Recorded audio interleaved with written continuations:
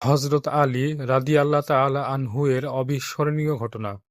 নবীজির জামাতা হযরত আলী তখন রাষ্ট্রপ্রধান, মুসলিম বিশ্বের অধিপতি। ইসলামী ইতিহাস অনুসারে খলিফা হযরত আলী একটি বর্ম হারিয়ে ফেলেছিলেন। কিছুকাল পরে তিনি দেখতে পান যে একজন ইহুদি তার বর্মটি বাজারে বিক্রি করছে।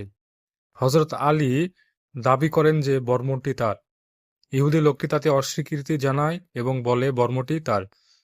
হযরত আলী তখন বিষয়টি ফয়সালার জন্য তৎকালীন বিচারপতি সুরাইহ ইবনুল হারিসের কাছে নিয়ে যান।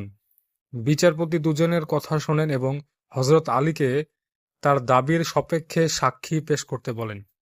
হযরত আলী তার পুত্র হাসান এবং গোলাম করবানাকে সাক্ষী হিসেবে পেশ করেন, কিন্তু বিচারপতি সুরাইহ বলেন, পুত্রের সাক্ষ্য পিতার জন্য গ্রহণযোগ্য নয় এবং গোলামের সাক্ষ্য গ্রহণযোগ্য নয়। তাই সাক্ষীর অভাবে বিচারপতি হযরত আলীর বিপক্ষে রায় দেন এবং বর্মটি ইহুদির কাছেই থেকে যায়। এ ঘটনায় বিস্মিত হয়ে ইহুদি লোকটি ইসলামের ন্যায়বিচার দেখে মুগ্ধ হয়।